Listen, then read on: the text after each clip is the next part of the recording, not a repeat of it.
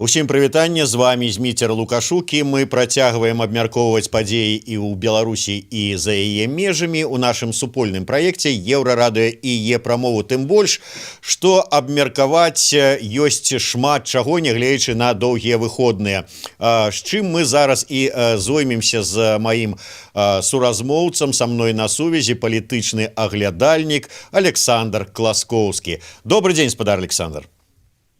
Прывітанне вам і ўсім. Перш за ўсё, безумоўна, гэта трэба абмеркаваць нам з вами гэтую так званую рэформу Канстытуцыі.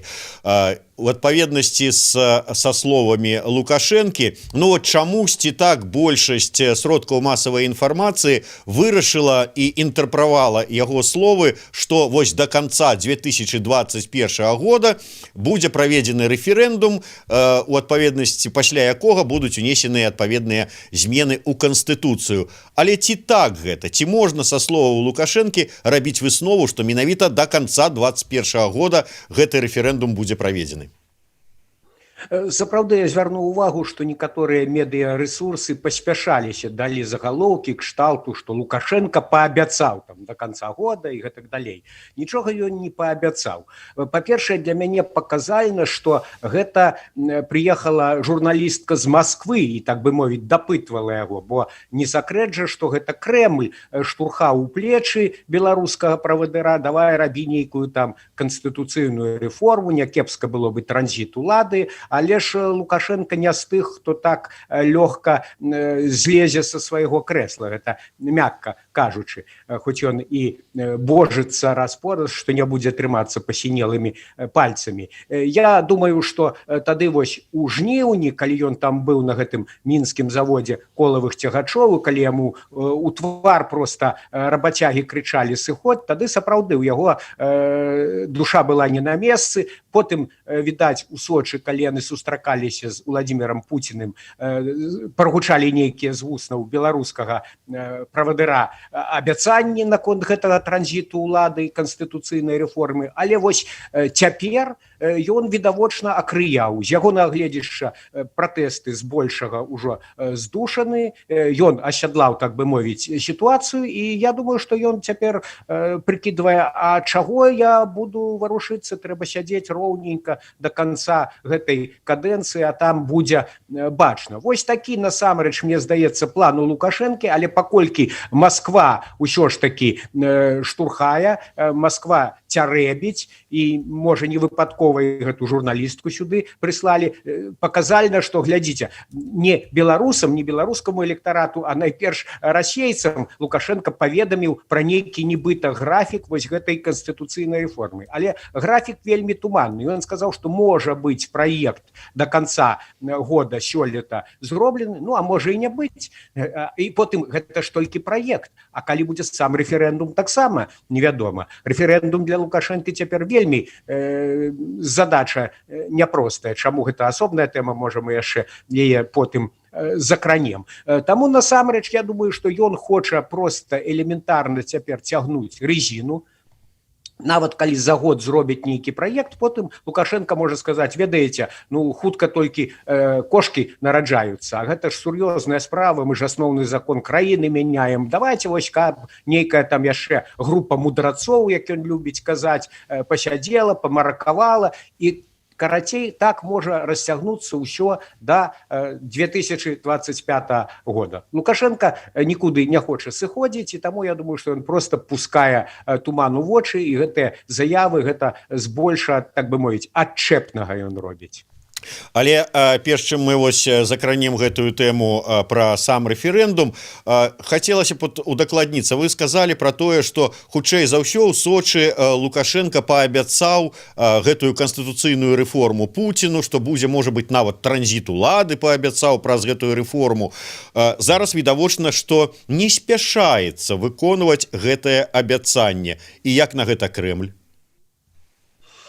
Ну, ніякага, я думаю, захаплення ад такіх паводзінаў Лукашэнкі ў Крамля няма, але ж, груба кажучы, ён водзіць Маскву за нос ужо па вялікім рахунку чвэрць стагоддзя. Уся братняя інтэграцыя, так званая, гэта гісторыі кідалава, то з аднаго боку, то з другога. Там гэтыя крамлёўскія браткі, яны самі такім жа мірам мазаныя, таму яны гэтыя хітрыкі, ў прынцыпе, разумеюць. І не такія яны вялікія дэмакраты, каб насамрэч падштурхоўваць да сапраўднага нацыянальнага дыялогу, там з апазіцыяй, каб ліберальныя ўсялякія гулі разводзіць. Яны самі невялікія ахвотнікі, вунь, глядзіце, спрабуюць усё нейтралізаваць, мякка кажучы, свайго Навальнага, дык там увогуле метады, якія пакуль што нібыта беларускае кіраўніцтва не ўжывала, хаця таксама ў яго розных шкілетаў у шафе дастаткова. Карацей, абое-рабое ў гэтым плане. Я думаю, Лукашенко цяпер мае той козыр, што, глядзіце, пратэсты там уже цяпер мінімальныя, недзе там сноўдаюцца ў дварах, дык мы хутка і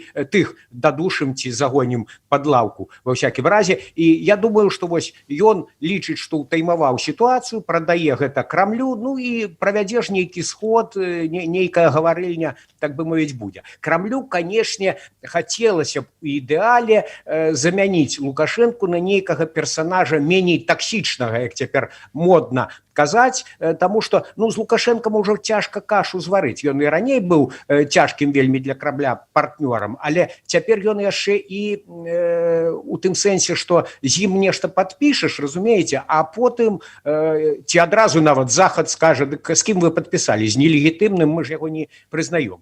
І Ціхановская так скажа, і любая новая ўлада можа потым скасаваць гэтыя пагадненні аб паглыбленні інтэграцыі. Таму хацелася б Крамлю мець нейкага іншага персанажа, лаяльнага, не такога капрызнага і якога б прызнаваў болей-меней і беларускі электарат. Але паспрабуй такога знайсці, па-першае. Па-другое, паспрабуй адсунь у бок Лукашэнку. Пры ўсім пры тым, што тэарэтычна ў Крамля шмат вагароў і эканамічныя вагары, закруці венціль, дык тут праз 2 тыдні упадзе беларуская эканоміка і застанецца толькі, як кажа сам Лукашенко, на каленях паўсці ў Крэмль, прасіць літасці. Ну, але ж тут не тая сітуацыя, таму што Крэмль жа, наадварот, папракае заходнікаў, што тыя санкцыі ўводзяць супраць Мінска. А тут атрымліваецца, што братэрскі беларускі народ Масква таксама пачынае душыць санкцыямі. Незразумела, не камільфо, так бы мовіць. Што яшчэ ў Крамля? Ну і потым санкцыі ўвядзі, тут жа гэты хаос эканамічны ператворыцца ў хаос палітычны. Пачнуцца такія забурэнні, што невядома, што атрымаецца ў выніку. Можа, тут да ўлады ўвогуле прыйдуць такія сілы, якіх Крэмль не хацеў бы бачыць. Таму што стварыць хаос лёгка, а вось кіраваць ім цяжка. Таму Крэмль на такія рызыкоўныя рэчы ісці не хоча. Ну, што яшчэ? Спецназ у Драздах высаджваць? Ну, гэта ўжо зусім ні ў якія вароты не лезе. І я думаю, таму моршчыцца ў Крамлі, але пакуль што у іх няма іншага выйсця, акрамя як мець справу з Лукашэнкам. Пуцін тут трапіў у пастку. Тады вось у жніўні, калі ён упісаўся за Лукашэнку, фактычна ён адным ланцугом з ім сябе звязаў. І цяпер валіць, так бы мовіць, Лукашэнку, надта брутальна ў дачыненні да яго дзейнічаць, нават калі ў Крамлі і бачаць, што Лукашенко хоча іх, мякка кажучы, аб'ягорыць. Ужо ў Крамля гэтай опцыі не застаецца. Яны мусяць цяпер, хай і з крывой мінай, але збольшага падтрымліваць Лукашенко. Хоць шмат грошай, канешне, яны яму не дадуць цяпер. Але глядзіце, я вось не далей, як сёння прачытаў выказванні, ну, так званага беларускага палітолага, але жыве гэты беларускі палітолог даўно ўжо ў Маскве, працуе ў вышэйшай школе эканомікі. Гэта Дмітрый Балкунец. Я думаю, вы добра яго ведаеце таксама. І ён разважае на тэму таго, што хутчэй за ўсё вясна гэта будуць ізноўку чарговая хваля пратэстаў. Зараз апазіцыя, па яго словах, працуе над тым, каб Захад прызнаў Лукашэнку тэрарыстам. І далей я цытую на мове арыгінала. И в этом случае со стороны западных стран, а к этому все идет, это будет означать, что страны прекратят сотрудничество. А если Россия продолжит свое сотрудничество с официальным Минском, на нее ляжет большое пятно. И в этой ситуации Лукашенко становится токсичным не только для Запада, но и для России. Ну і так далей. Так все ж таки, ось становіцца ён чым далей, тым больш таксічным для России, адпаведна для Кремля, ці не? Так, сапраўды. Вось глядзіце, самі па сабе санкцыі заходнія, ну яны не настолькі моцныя, каб падпілаваць беларускую эканоміку, каб яна абвалілася. Але гэтыя санкцыі маюць і такое ускоснае ўздзеянне. Яны абвастраюць беларускае пытанне для Масквы. Таму што чым горшыя дачыненні з захадам, гэта ж адбіваецца на эканоміцы, няма адкуль грошы браць, таму адпаведна Лукашенко апелюе да Масквы. А атрымліваецца, што для Масквы кошт утрымання беларускага хаўрусніка ўвесь час узрастае. І можа быць нейкая крытычная мяжа, калі там у Маскве скажуць, ну колькі можна, сапраўды трэба неяк разбірацца з гэтым беларускім пытаннем, бо гэта як у прорву, на што мы будзем траціць грошы, траціць ресурсы на такого, мягко кажучи, неперспективного партнера. Так что такая проблема есть, и факт тое, это показывает социология, что сапраўды у вачох беларусаў Кремль, Россия набываюць адмоўныя дадатковыя канатацыі у звязку з тым, што вось Москва падтрымала Лукашенко, падтрымала чалавека, які ёсць нелегітымным кіраўніком з гледзяшча многіх беларусаў. Гэта адбіваецца і на стаўленні да России увогуле. У Москве гэта ўсё адзначаюць, адпаведныя дакладныя запіскі відавочна кладуцца на стол Путіну, таму Кремль тут у такой дваістай ситуации. Я думаю, что там ідзе нейкі зандаж, натуральна, прикидываются нейкія сцэнары, як уздзейнічаць на беларускую ситуацию. Але, па-першае, ім цяжка нават персанальна падабраць нейкую альтэрнатыву Лукашенку, бо з каго выбіраць. Глядзіце, Ціхановская і яе каманда, яны з гледзяшча Крамля перакрэслены, таму што гэта, маўляў, марыянеткі заходнія, там імі спецслужбы кіруюць, літоўскія, польскія і амерыканскія, з імі мы кашу не зварым. Хто яшчэ? Нейкія прарасійскія сілы ў Беларусі, яны маргінальныя, і Лукашенко ўвесь час гэтую прарасійскую паляну выпальваў яшчэ мацней, чым, умоўна кажучы, паляну празаходняй апазіцыі, бо ён ніколі не трываў канкурэнцыі ў дачыненнях з Крамлём, хацеў мець манаполію. Вось нядаўна былі злівы, напрыклад, там выданне The Insider друкавала нібыта фрагменты нейкіх крамлёўскіх планаў стварыць тут у Беларусі сваю партыю моцную, там на выбарах у парламент добра выступіць, займець фракцыю моцную. Ну але ж, выбачайце, гэта ж трэба, па-першае, зарэгістраваць гэту партыю, а ў нас партыі з 2000 года ўвогуле не рэгіструюцца. Трэба, каб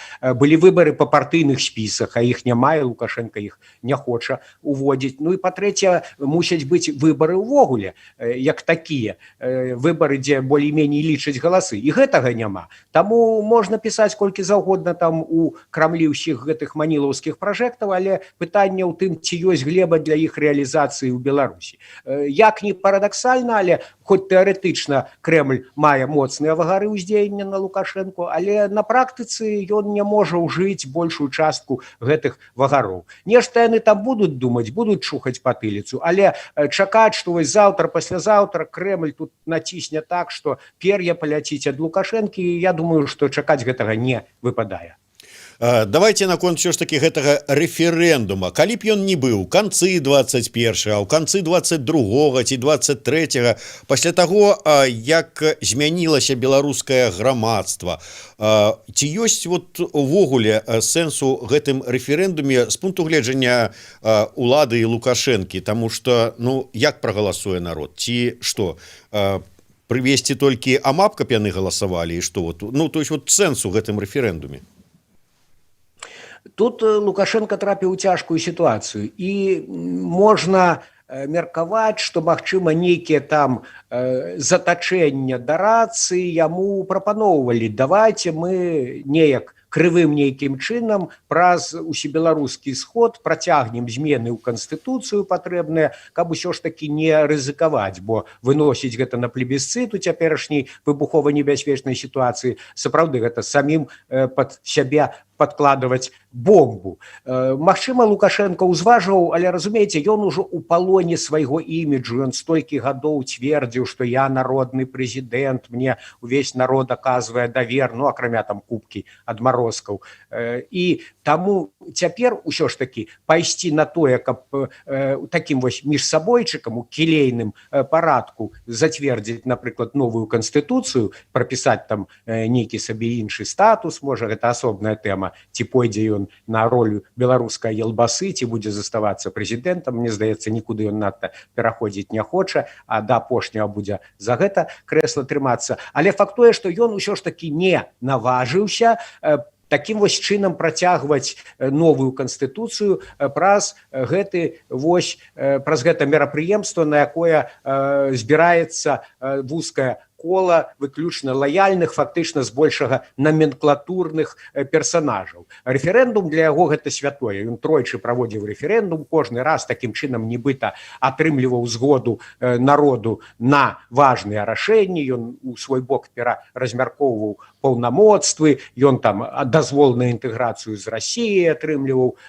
патрэбную яму такую сімволіку прасавецкую, вярнуў, урэшце зняў ліміт на колькасць тэрмінаў, на які ён можа балатавацца. Усё гэта, нагадаю, праводзілася праз плебісцыты. І цяпер ён нейкім чынам, відаць, спадзяецца, што можа праз год паўтара удасца дадушыць гэтыя пратэсты, канчаткова ўзяць у вожыкавыя рукавіцы сітуацыю ў Беларусі і тады нейкім чынам правесці гэты рэферэндум. Хоць усё адно гэта рызыкоўна, таму што я не ўяўляю, як можна, напрыклад, нават сфармаваць тыя ж камісіі цяпер будзе цяжка, бо ўсё ж такі і гэтыя бюджэтнікі, і настаўніцы, і іншыя, якія раней былі выключна паслухмяныя і падпісвалі гэтыя протоколы сфальшаваныя, цяпер яны 100 разоў падумаюць, таму што ўсё ж такі вельмі неспрыяльная для іх будзе грамадская атмасфера. Праціўнікі Лукашэнкі ўжо завялі ўсялякія чорныя спісы,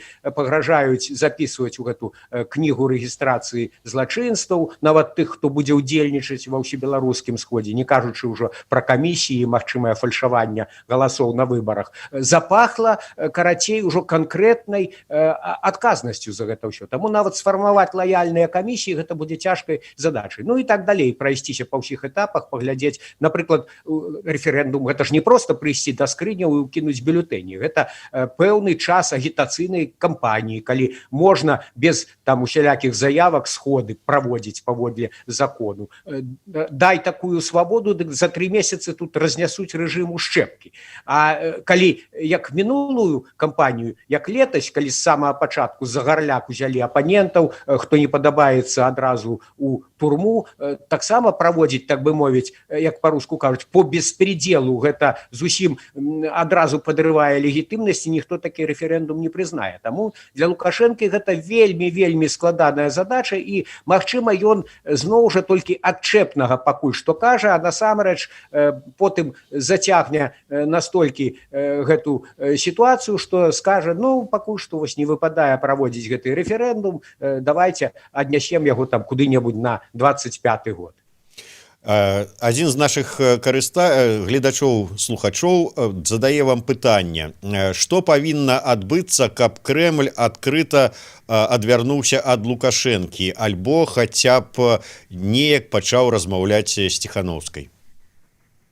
Ну, наконт Ціхановскай я ўжо сказаў. На іх Крэмль паставіў крыж. Шмат разоў на гэтую тэму і міністр замежных спраў Расіі Лаўроў выступаў, і Дмітрий Пяскоў, прэсавы сакратар Пуціна. Яны ў прыватнасці прыляпілі нават антырасійскі ярлык Ціхановскай і яе камандзе. Там яны абсмоктвалі з розных бакоў вось гэты фейк, што нібыта на сайце Ціхановскай вісела нейкі час там страшэнная антырасійская праграма. Хоць гэта не так, але яны ўжо гэта ўзялі сабе ў галаву, тым болей, што Лукашенко ўсё ж такі, так бы мовіць, калі казаць цынічна, пісьменна зрабіў у тым плане, што ён выціснуў большасць сваіх апанентаў за мяжу. Цяпер там Латушка ў Варшаве, Ціхановская ў Вільні, і можна казаць, вось нават у гэтым вялікім інтэрв'ю расійскай журналістцы, якое учора прагучала, было показана, Лукашенко цвердзіў, што Ціхановская гэта марыянетка там літоўскіх, польскіх ды іншых спецслужбаў. Таму з гэтай камандай Крэмль, я думаю, размаўляць ужо не будзе. Ну, а ўвогуле кардынальна змяняць стаўленне да Лукашэнкі можна ўявіць сабе, што толькі ўжо калі будзе зусім падаць ягоны рэжым, то, канешне, у Крамлі не настолькі наіўныя, не настолькі дурні, тым болей не настолькі фанаты персанальна Лукашэнкі, каб да апошняй хвіліны яго падтрымліваць. Тады ўжо там будуць арыентавацца па сітуацыі і рабіць стаўку на некага іншага. Але гэта не заўтра, таму што сёння мы бачым, што ўсё ж такі вось гэтая першая хваля беларускай рэвалюцыі збольшага скончылася. Што там будзе далей? Магчыма, будзе гарачая вясна, ну але ж і рэжым рыхтуецца да гэтай гарачай вясны. Сілавікі ўжо адпрацавалі прыёмы, ім ужо няма чаго страчваць большасці, яны мяркуюць, што ўсё адно яны ўжо настолькі, так бы мовіць, сябе пагрузілі ў гэтых вось непрыгожых справах, што пры змене ўлады нічога добрага ім чакаць не выпадае. Таму, каб не трапіць там пад суд, то трэба трымацца да апошняга. І Лукашенко ім кажа таксама, што я б сышоў, але ж, глядзіце, вас жа тут будуць вешаць на дрэвах, вас будуць там чвартаваць і гэтак далей. Таму яны звязаны адным ланцугом, і Лукашенко ўжо нават берет, чорны берет амонаўца атрымаў. Вось як не смешна, але гэта метафора пра прэзідэнта АМОНа, яна нават чыста літаральна увасобілася. Рэжым будзе трымацца да апошняга. Таму сітуацыя тут такая, што чакаць, што заўтра вось захістаецца рэжым, пакуль што не выпадае. Будуць нейкія чыннікі натуральна працаваць, шмат што залежыць ад таго, як будзе эканамічная сітуацыя развівацца. Але пакуль што наперадзе, я думаю, што доўгі такі драматычны сюжэт, на жаль, будуць новыя ахвяры з боку тых, хто змагаецца за перамены ў Беларусі. Михаил Сокол пытается наконт усе беларускага так званага сходу. Повестка сходу до гэтага часу невядома. А вы не думаеце, што Лукашенко ізноў усіх падмане і правядзе пытанне Канстытуцыі, як і інаўгурацыю таемна і паставіць усіх перад фактам? Ну вот кажа, што не будзем на сходзе нічога такога па Канстытуцыі абмяркоўваць. Тут раз взяли, абмеркавалі, прынялі, прагаласавалі адзінагалосна, і ўсё, вот, наце вам гатова. Парадак дня збольшага вядомы, таму што Лукашенко ж падпісаў адпаведны ўказ, там, груба кажучы, 2 пункты: падвесці вынікі пяцігодкі і намеціць нейкія параметры на новую пяцігодку і ў эканамічнай сферы, і ў грамадска-палітычнай. Пра змены Канстытуцыі, дарэчы, там сапраўды нічога не згадваецца. Вельмі такая абцякальная, туманная праграма гэтага мерапрыемства. Я не думаю, што Лукашенко, ён, канешне, хітры і падступны палітык, і мы неаднойчы бачылі, што было кідалава ў дачыненнях з Масквой. Ну, але Масква, пры ўсім пры тым, гэта знешні гулец, і тут нібыта вось заўжды Лукашенко можа сказаць: я ж дзеля беларусаў стараюся, нават калі трохі хітрую. Але вось працягваць Канстытуцыю такім чынам патаемна, не, я не думаю. З інаўгурацыяй проста там падпіраў тэрмін, у Лукашэнкі не было ніякага іншага выйсця, а тут, наадварот, ягоны інтарэс у тым, каб зацягнуць максімальна час. Таму ён сказаў, заўважце, так, што калі дэлегаты будуць гатовы, дык можа там нейкія абрысы праекта Канстытуцыі мы абмяркуем. Натуральна, тут жа прычына не ў гатоўнасці гэтых дэлегатаў, іх адбіралі паводле прынцыпу заўжды гатовы, як некалі юныя піянеры. Лукашенко сам яшчэ не вызначыўся, можа ён і ўвогуле ніякага праекта не будзе, нават абрысаў канцэпцыі Канстытуцыі выносіць на гэты сход, а можа там нейкія агульныя тэзы кшталту, вось мы там трохі пераразмяркуем паўнамоцтвы ўлады і гэтак далей. Я не думаю, што ён пойдзе да такі крок, таму што і так рубам перад ім стаіць пытанне легітымнасці. Яна ўжо зусім у яго дзіравая, і такім чынам патаемна рабіць такі фінт і потым постфактум беларуса ставіць перад тым, што вось трымаеце новую Канстытуцыю, дзе там абнуляюцца, напрыклад, тэрміны, ці Лукашенко сабе рэзервуе нейкі запасны аэрадром, надае канстытуцыйныя паўнамоцтвы усебеларускаму сходу і гэтак далей. Ну, гэта занадта было падступна, гэта выкліча, безумоўна, выбух грамадска-палітычнага такога абурэння, і Лукашенко на гэта не пойдзе. Ён будзе хутчэй цягнуць час, і для яго важна, каб усё ж такі змены хаця б фармальна мелі нейкае шырокае ухваленне, шырокае адабрэнне. Вы зараз сказалі пра тое змест, ну, афіцыйна, што стала вядома, што будзе абмяркоўвацца на гэтым усебеларускім сходзе. І я ў чарговы раз вот так падумаў. Бачылі ж вы гэтую фотаздымак з дома Лукашэнкі, дзе ён сядзіць там з Коляй і шпіц па стале гуляе. Ну вот адразу якая такая асацыяцыя. Ну, не да месца, там вот на стале гэты шпіц валасаты. І вот слухаючы вас тое, што будуць абмяркоўваць на гэтым усебеларускім сходзе, такое вот адчуванне, ну не да месца зараз вось гэтае мерапрыемства. Ці не? Вот навошта яно ўвогуле? Ну так, тут трапнае параўнанне, сапраўды гэта ўсё адбівае апетыт, мякка кажучы. Але глядзіце, для Лукашэнкі, па-першае, важны рытуал. Ён жа такі прасавецкі чалавек, ён спрабаваў на пачатку такі міні-савецкі саюз увогуле зрабіць, і камсамол, каб быў свой ідэалагічная вертыкаль і аналаг з'езда КПСС. Для яго гэта рытуал. Не правесці гэта нібыта, што нешта ўжо зламалася ў гэтай сістэме, ці правадыр не той ужо, а так вось гэта, так бы мовіць, ну, нейкі момант таксама легітымацыі, хоць мы ведаем, як там выбіраюць гэтых дэлегатаў, гэта збольшага номенклатура і усялякія такія дэкаратыўныя персанажы. Ну, але тым не меней, фармальна вось усебеларускі сход ад розных слаёў, траля-ля, усё такое, нібыта вось у гэтай хісткай для Лукашэнкі сітуацыі дадатковы момант, так бы мовіць, легітымацыі.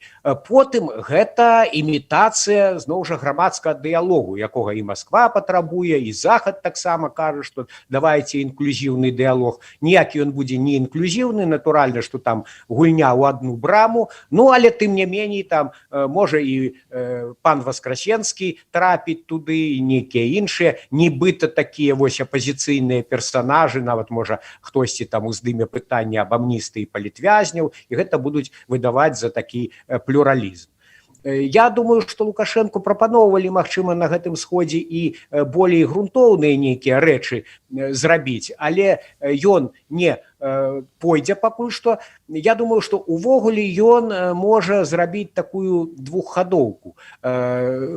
Цяпер ніякіх рашэнняў на усебеларускім сходзе не прымаць, але ў праект канстытуцыі закласці вось канстытуцыйны статус самога гэтага сходу. І потым ужо, калі вось гэты сход будзе мець вялікія паўнамоцтвы, у тым ліку і мяняць канстытуцыю, на пэўным этапе, калі Лукашэнку прыпячэ, ён вось можа стварыць такую нейкую канфігурацыю, калі ён стане своеасаблівым генсекам, там, старшынём прэзідыума гэтага сходу. Карацей, нейкім такім беларускім елбасом ці беларускім аяталом. Гэта можа быць зроблена на наступным этапе, а пакуль што ён, магчыма, проста сапраўды пастараецца, каб у новай канстытуцыі быў канстытуцыйны статус усебеларускага сходу. Гэта для яго будзе такі выратавальны варыянт на выпадак нейкіх форс-мажорных абставінаў. Дарэчы, вы ўжо гэта ўзгадалі, але больш, можа быць, падрабязна спыніцца на факце. Зараз ось Павел Латушка агучыў, ну, такую папярэджанне, скажем так, усім будучым так званым дэлегатам, хаця хто іх тут дэлегаваў, невядома, гэтым усебеларускага народнага схода, што калі вы ўсё ж таки возьмеце ўдзел у гэтым мерапрыемстве, то вашы спісы будуць унесены, вашы прозвішчы будуць унесеныя ў спісы адпаведныя, вы будете там нев'язны і так далей, ужо, маўляў, за вами будуць лічыцца пэўныя злачынствы, парушэнні артыкулаў пэўных крымінальнага кодексу. Ці спрацуе, ці прыслухаюцца гэтыя вось абраныя, неабраныя, прызначаныя дэлегатамі на гэты беларускі сход да гэтай пагрозы. Ну і ўвогуле гэтыя пагрозы нейкім чынам, яны, бюракраты, чынавенства, да гэтага прыслухаюцца? Нікуды яны не падзенуцца. Ну, можа, там адзін-два чалавекі скажуць, што яны хворыя і не прыедуць, але збольшага прыедуць і будуць галасаваць за тое, што прапануе ім высокае кіраўніцтва, таму што хоць цяпер і дыскамфортна, так, грамадская сітуацыя змянілася. Цяпер вось усё ж такі перспектыва зменаў у Беларусі і адпаведна перспектыва нейкай адказнасці, у тым ліку і судовай, яна стала рэальнай. Леташнія падзеі яны паказалі, што Беларусь змянілася, што Лукашенко ўжо не папулярны, што ягоная легітымнасць ужо вельмі сумнеўная, дзіравая, і што рэсурс ягонага рэжыму не бясконцы. Так, Лукашенко паказвае, што страх нават у 21 стагоддзі гэта вельмі эфектыўны сродак. Фактычна страх гэта галоўнае, што трымае цяпер вертыкаль улады, трымае сілавікоў вакол яго, але ўсё гэта да пары да часу. Таму, канешне, у гістарычнай перспектыве ўсё ж такі сістэма Лукашэнкі асуджаная. Але думаць, што вось можна лёгка нейкім наскокам яе зваліць, ну гэта ўжо мы ўбачылі, што занадта наіўныя спадзяванні. У некаторых з тых, хто хадзіў там у жніўні і пазней на пратэсты, ёсць момант фрустрацыі. Я думаю, што трэба проста спакойна ўспрымаць і гэты часовы спад пратэстаў і разумець, што тое, што адбылося ў Беларусі, ну гэта проста пакуль што імгненне ў гістарычным працэсе. У маштабах гісторыі гэта зусім мала. Працэсы пайшлі, працэсы, я думаю, незваротныя, але шлях да новага жыцця ў Беларусі будзе вельмі няпростым, вельмі драматычным. Гэта жыццё, гэта барацьба. Дарэчы, Тацяна Егорова пытаецца, расійскі палітолог Суздальцаў выказаў такое меркаванне, што АМАП можа зліць Лукашэнку, каб нейкім чынам забяспечыць сябе перад народам. Ну, в сэнсе, індульгенцыю, я так разумею, нейкую зарабіць такім чынам. Што вы думаеце пра гэта і наколькі гэта рэальна?